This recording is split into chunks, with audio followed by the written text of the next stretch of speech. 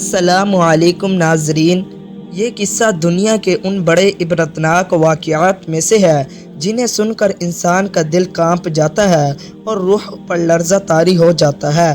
یہ قصہ ایک ایسے شخص کا ہے جو دولت اور غرور میں اندھا ہو گیا، جو اپنی قوم کے لیے آزمائش بنا، جس نے اللہ کی نعمتوں کو بھلا دیا اور آخرکار اللہ کی گرفت کا شکار ہو کر زمین میں ڈانس دیا گیا۔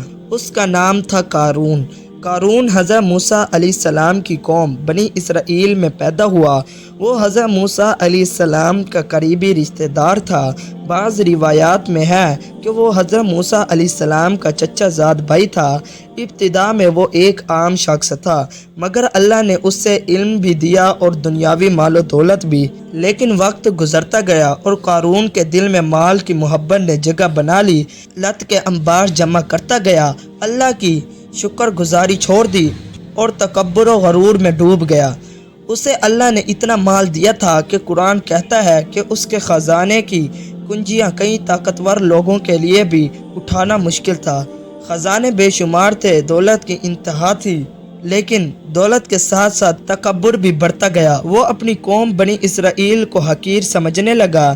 حضرت موسیٰ علیہ السلام جو اللہ کے نبی تھے، وہ لوگوں کو اللہ کی عبادت کی طرف بلاتے، مگر قارون نے موسیٰ علیہ السلام کی باتوں کو ماننے سے انکار کر دیا۔ اس نے کہا کہ یہ مال میں نے اپنے علم اور محنت سے حاصل کیا، یہ اللہ کا کوئی فضل نہیں۔ یہ جملہ اس کی بربادی کا آغاز تھا۔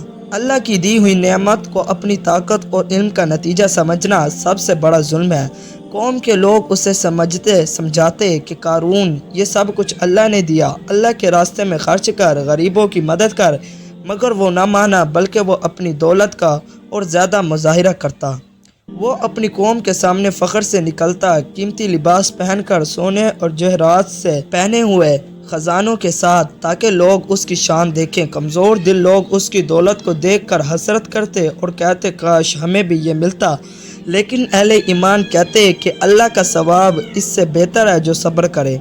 قارون کا تکبر اتنا بڑھا کہ اس نے حضرت موسیٰ علیہ السلام کو جھوٹا ثابت کرنے کی کوشش کی۔ اس نے ایک بدکار عورت کو رشوت دی کہ وہ مجمع میں حضرت موسیٰ پر الزام لگائے، لیکن جب عورت کو مجمع میں لایا گیا اور موسیٰ علیہ السلام کے سامنے کھڑا کیا گیا تو اللہ کے حکم سے عورت نے خود اقرار کیا کہ قارون نے مجھے یہ الزام لگانے پر مجبور کیا۔ یوں اس کی سازش ناکام ہو گئی۔ اب اللہ کا فیصلہ آیا۔ ایک دن قارون اپنی قوم کے سامنے بڑی شان و شوکت کے ساتھ نکلا۔ اس کے خزانے، اس کا غرور، اس کا تکبر، سب کچھ ظاہر ہو رہا تھا۔ لوگوں کے دل دہل گئے، لیکن اسی لمحے اللہ کا عذاب آیا۔ قرآن میں ہے کہ ہم نے اسے اور اس کے گھر کو زمین میں ڈانس دیا، پھر اس کے لیے کوئی جماعت نہ تھی جو اس کی مدد کرتی، اور نہ وہ خود اپنے جان بچا سکا۔ زمین پھٹ گئی، قارون اپنے محلات اور خزانے سمیت زمین میں ڈس گیا۔ اس کا انجام دنیا کے لیے عبرت بن گیا۔ قارون نے نہ کوئی بادشاہت قائم کی، نہ کوئی نیک حکومت، بلکہ اس کا سارا کمال دولت کا انبار تھا۔ وہ حضرت موسیٰ علیہ السلام کے زمانے میں تھا اور اس کی قوم بنی اسرائیل تھی۔ اللہ نے اسے دولت کے ساتھ آزمایا، لیکن وہ ناکام ہوا۔ اس کی ہلاکت مصر کی سرزمین پر ہوئی، جہاں حضرت موسیٰ علیہ السلام اور بنی اسرائیل بھی تھے۔ آج بھی اس کا ذکر بطور عبرت باقی ہے۔ جب کبھی کوئی دولت پر غرور کرتا ہے، جب کوئی اللہ کی نعمتوں کو بھول کر تکبر کرتا ہے، تو قارون کا قصہ یاد آتا ہے۔ وہ شخص جس کے پاس خزانے تھے، کنجیاں کا بوجھ تھا، طاقتور لوگ اٹھا نہ سکتے تھے، آج وہ زمین کے نیچے دفن ہے، اور اس کا نام لعنت اور عبرت کی علامت ہے۔ قارون کے انجام سے یہ سبق ملتا ہے کہ دنیا کی دولت اور شان و شوکت سب فانی ہے۔ اصل دولت اللہ کی اطاعت اور ایمان ہے۔ وہی دولت ہمیشہ باقی ہے۔ جو لوگ اللہ کی نعمت کو پہچان کر شکر کرتے ہیں، وہی کامیاب ہوتے ہیں، اور جو غرور کرتے ہیں ان کا انجام قارون جیسا ہوتا ہے۔ قارون کے زمین میں ڈنس دیے جانے کے بعد بنی اسرائیل کے لوگوں پر ایک عجب کیفیت طاری ہوئی۔ کل تک وہی لوگ جو اس کے خزانے اور اس کی شان و شوکت کو دیکھ کر رشک کرتے تھے، دل ہی دل میں یہ کہتے تھے کہ کاش ہمارے پاس بھی قارون جیسا مال و دولت ہوتا۔ آج وہی لوگ اپنے گھروں میں بیٹھے اللہ کا شکر ادا کر رہے تھے کہ اللہ نے ہمیں اس کے جیسا نہیں بنایا۔ ان کے دلوں پر ایک سخت خوف طاری ہو گیا۔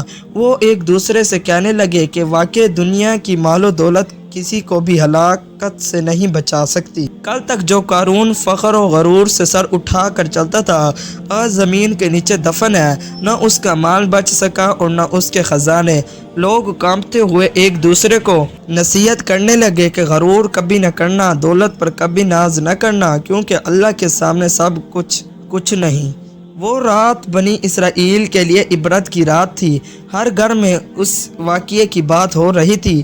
بچے اپنے والدین سے پوچھ رہے تھے کہ وہ خزانے کہاں گئے، وہ محل کہاں گئے۔ والدین اپنے بچے کو سمجھا رہے تھے کہ بیٹا یہ سب دنیا کی چیزیں ہیں، اللہ کے لیے پل بھر کی حیثیت رکھتی ہے۔ جب وہ چاہے تو انہیں ختم کر دے اور جب چاہے تو عطا کر دے۔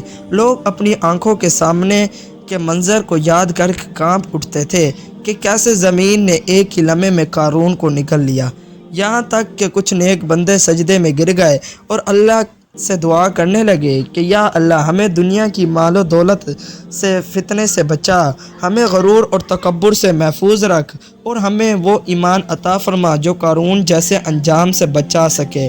اس وقت بنی اسرائیل کے دلوں پر اللہ کی ہیبت اور عظمت چھا گئی اور انہوں نے جان لیا کہ اصل بادشاہت اور اصل عزت اللہ ہی کے ہاتھ میں ہے، باقی سب فانی ہے۔